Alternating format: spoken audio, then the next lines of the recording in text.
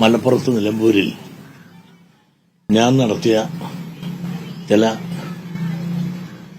പ്രസംഗത്തെ സംബന്ധിച്ചിടത്തോളം അതിന്റെ ചില ഭാഗങ്ങൾ അടർത്തിയെടുത്ത് ഞാൻ വലിയ മുസ്ലിം വർഗീയവാദിയാണെന്ന് സമർത്ഥിക്കുവാൻ ചില മാധ്യമങ്ങളും അതിൽ പറഞ്ഞതും പറയാത്തതുമായ ചില എരിവും പുളിയും ഒക്കെ ചേർത്ത് വളരെ സമർത്ഥമായി ചാനലിലെല്ലാം ചർച്ചകൾ വന്നു. ഞാൻ കേട്ടു. നിങ്ങളതിന്റെ സത്യാവസ്ഥ ഒന്ന് വിശദമായി മനസ്സിലാക്കണം. മലപ്പുറം ജില്ലയാണ്. മലപ്പുറം ജില്ലയിൽ നിലമ്പൂർ എന്ന് പറയുന്ന സ്ഥലത്ത് സെറ്റിലേഴ്സ് ഏറെയുള്ള, അവിടെ മഹാഭൂരിപക്ഷം ഹിന്ദുക്കളെന്ന് ഞാൻ പറയുന്നില്ല, ഹിന്ദുക്കളും മുസ്ലിം തമ്മിൽ നോക്കിയാൽ ഏതാണ്ട് സമാസമം ഉള്ളൊരു പ്രദേശമാണ് നിലമ്പൂര്. നിയോജകമണ്ഡലം. ആ ക്രിസ്ത്യാനികളോട് ചേർന്നാൽ, ഹിന്ദുക്കളും ക്രിസ്ത്യാനിയും കൂടി ചേർന്നാൽ ഇപ്പോഴാണ് ഭൂരിപക്ഷം. എന്തും ആട്ടെ, ഞാൻ അവിടെ ചെന്നു. അവിടെ വിദ്യാഭ്യാസപരമായി വളരെ പിന്നി നിൽക്കുന്ന ഒരു പ്രദേശം.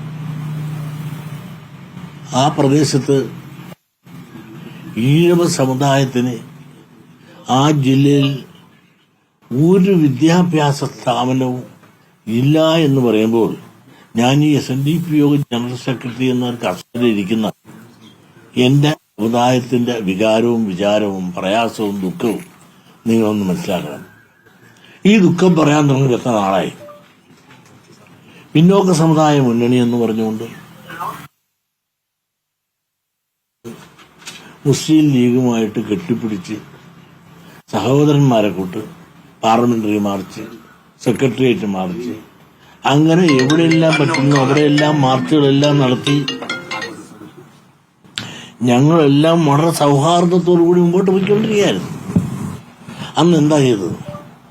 നമ്മൾ ഭരണത്തിൽ വന്നാൽ പിന്നോക്ക സമുദായ മുന്നണി, സംവരണ സമുദായ മുന്നണി, നമ്മളെല്ലാം ഭരണത്തിൽ വന്നാൽ, അന്ന് ഇവരെയും ഉൾപ്പെടെയുള്ളവരാണ്, വന്നു കഴിഞ്ഞാൽ നമുക്കുള്ള കുറവുകൾ പരിഹരിച്ച് തന്നിരിക്കുന്നവരെല്ലാം ഒച്ചത്തിൽ പറഞ്ഞാണ്.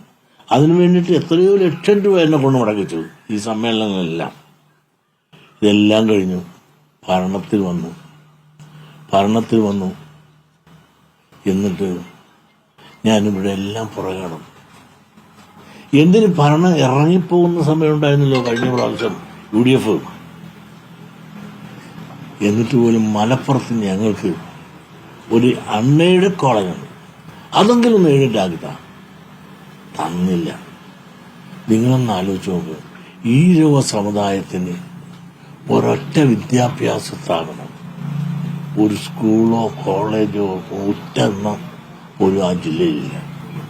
അതേസമയത്ത് മറ്റുള്ള സമുദായത്തിന് എത്ര ഉണ്ടെന്ന് നിങ്ങൾ ആലോചിക്കൂ. മുസ്ലിം സമുദായത്തിന് എയ്ഡഡ് കോളേജ് തന്നെ 11 ഉണ്ട്. ആ സമുദായത്തിനുണ്ടെന്ന് പറഞ്ഞാൽ ആ MESനുണ്ടെന്ന് ഞാൻ അവകാശപ്പെടുന്നില്ല. ആ മുസ്ലിം ലീഗിലെ ചില സമുദായക്കാർക്കാണ് കയ്യിലാണ്. പറഞ്ഞാൽ ലീഗിന്റെ നേതാക്കന്മാർ, പ്രമുഖരായ നേതാക്കന്മാരാണ് അതിന്റെ ഉടമസ്ഥര്.